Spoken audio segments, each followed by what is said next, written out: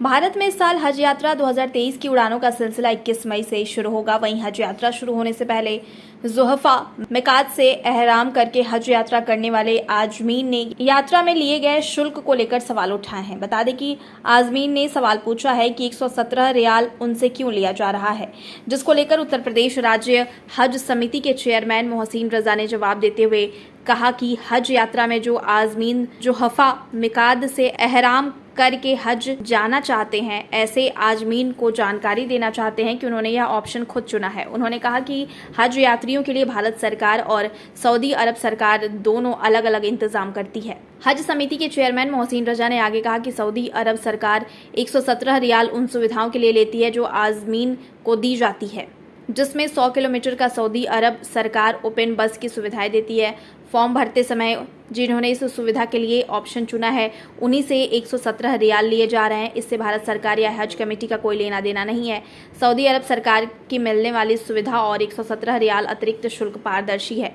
इसके अलावा उन्होंने कहा कि यदि कोई यह सुविधा नहीं लेना चाहता है, वह उसी पोर्टल पर जाकर हज कमेटी ऑफ इंडिया को मेल कर दे, उनका पैसा रिफंड हो जाएगा। क्योंकि यह हज कमेटी ऑफ इंडिया का विषय नहीं है, यह ऑप्शन आपका है, आप इसे डिलीट कर सकते हैं, आपका पैसा रिफंड हो जाएगा। और अगर आप यह अतिरिक्त सुविधा लेना चाहते हैं तो इसके लिए आपको 117 रियाल अधिक व्यय करना होता है।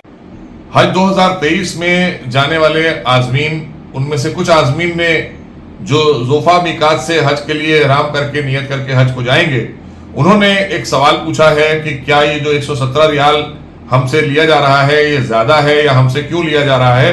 तो हम उनको ये जानकारी साझा करना चाहते हैं कि ये ऑप्शन आपने भरा है, क्योंकि जो लोग ऑप्शन भरते हैं उनके लिए वो इंतजाम वहां पर गवर्नमेंट ऑफ सऊदी अरब और हमारे जो ऑफिशियल्स हैं गवर्नमेंट ऑफ इंडिया के, वो मिलकर इंतजाम करते हैं। उस इंतजाम का खर्चा आता है, क्योंकि वहां पर ओपन बसेज आपको दी जाती हैं। वो 100 किलोमीटर का जो सफर है, उस सफर में सारे इंतजाम किए जाते हैं कि ताकि आपको आराम से ले जाया जाए और वहां से आप एहराम करके ज़ुहफ़ा मिकात से अपने हज के लिए निकल जाएं।